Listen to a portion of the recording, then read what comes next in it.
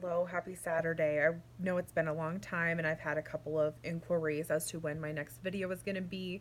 So I thought I'd do one here real quick. I'll try and be as fast as I possibly can.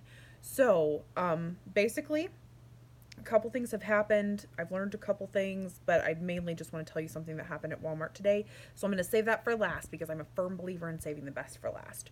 So, I got a TV antenna so that I could get local channels.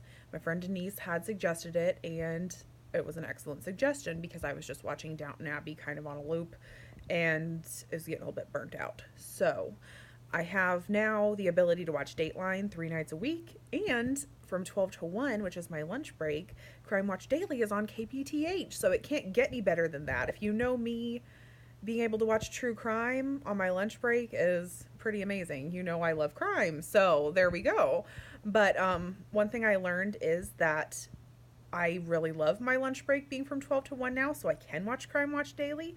I learned that just because my lunch break time changes one day doesn't mean that Crime Watch Daily is going to change the time that it's on.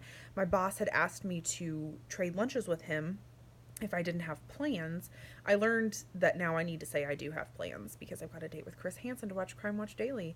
That day, when I had agreed to change my lunch break, I turn on the TV just assuming I'm going to be watching Crime Watch Daily in my little fool's paradise that I was living in. And I sit down with my little peanut butter sandwich and I turn on KPTH and Paternity Court was on. And there are only three three things that I would prefer paternity court to those things. There's three things I would just really rather be taken to the stake than watch, which is golf and fishing and hunting. So, I mean, it's kind of right on par with those things. So, not happy, not doing that little dance again. That's for sure. I have a date every single day now. Another thing I learned is that there are people, I learned this from watching commercials, that I can't skip through. People are very unhappy with their bathtubs. And I never knew that before. See, you just do what you gotta do and you get out. You don't think about how horrible it is in there. I mean, it's three walls and a curtain, for crying out loud. It's not that big of a deal. If you don't like the curtain, get a new one. If you don't like the shower head, get a new one. But apparently, it's worse than that because people with there's these bath fitter commercials just about every commercial break. And they're just very, very dissatisfied. And I'm wondering, like, how cushy is your life? How is everything going so perfect that the only thing you would change, could you change something, is your bathtub? Also, that begs the question, how long are you in there? Who's in there long enough to think, man, I don't like this about my shower. Just get the job done and get out. Like, I don't understand. I was trying to think, like, what are these people dissatisfied with? I was trying to, walk a mile in their shoes and try and understand them, which is nearly impossible. But, like, I'm thinking, well, maybe they wish there was another shelf for their shampoo.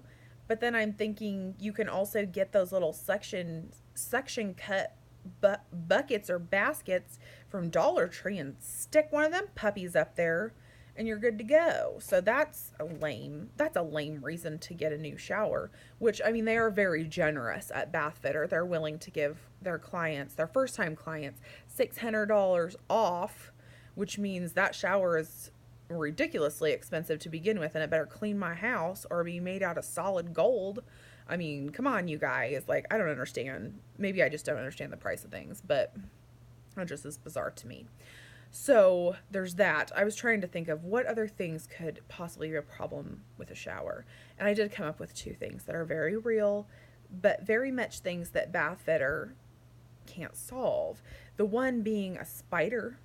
If there's a spider in the shower, that's a problem. But I send my cats in there, let them take care of it. I only have two, so don't think I'm like some kind of hoarder, But either have the cats take care of it or else get a tissue or a square of toilet paper, which is like 30, not even 30 cents. What am I saying? A tissue might be like 20 cents. I don't know. But it's cheaper than $600. I know that. Or just get your shoe and smack that little sucker and let it run down the drain and you're good to go. That's a problem, but Bath Fitter can't solve it. Here's the other problem that I was able to think hard enough and get. Now, this is going to be a spoiler alert. So, I don't know I hate to spoil things for you, but if you haven't seen this movie in 70 years, then 7D, not 7. So, yeah, you're probably not going to see it anyway, so don't feel too bad. But picture it. 1950s, girl in a shower. This is the movie Psycho by, Alfred Hitchcock. So here she's in a shower, and you see the silhouetted figure of the old hag, who the spoiler is, it's Norman Bates, who's pretending to be his mom, who is deceased because he's a psychopath, which is why the movie is called Psycho. So that's my side note. But here the curtain comes open, and a knife, a butcher knife, multiple stab wounds to the torso. That is a shower problem. That is a dilly of a shower problem. So those were what I could think of. Now, I'm guessing that could probably be rectified by a gun in a plastic bag, like a Ziploc bag, and you can have it at the ready. That's not a bath fitter conundrum. They can't help you with that. So I can't think of anything. Maybe you have stories to tell me. I don't know. I'd love to hear what your shower concerns are. And like the only things I can think of that are legit are a spider and a serial killer. So there's that. Now I'm going to move on to my Walmart story. So I made the mistake of going to Walmart on the first of the month. Bad idea. And it's always a bad idea, but yet I forget and do it. Not every month, but often enough. So I go through, the herding process of getting in and getting out of that place. And I'm in the parking lot ready to leave. Now, normally I'm ready to get out of there. And so I just make a beeline for my car. Today was different because there was something happening in the parking lot, which I think I was probably the only one to enjoy, but it was a hoot. So here's this gal walking out with, I think they're her 2 grandkids. I'm not good at judging ages, but I'm guessing they were her grandkids. So I don't normally, do not get the wrong idea about me, please, but I don't normally go and scope out little kids' derrieres. But this kid, you would have looked. I promise, you would have looked. Because he had what appeared to be a tumor in that region. So, at first I was like, what on earth? You do this double take and you're remembering back to the TV antenna commercials and how St. Jude's, somebody needs to donate to this poor little boy. Well, this is going to make me sound bizarre, but I have looked up tumors on Google Images. I have. I know I'm crazy, but I have seen tumors on the Google Images. No tumor that I've seen on the Google Images is cylindrical.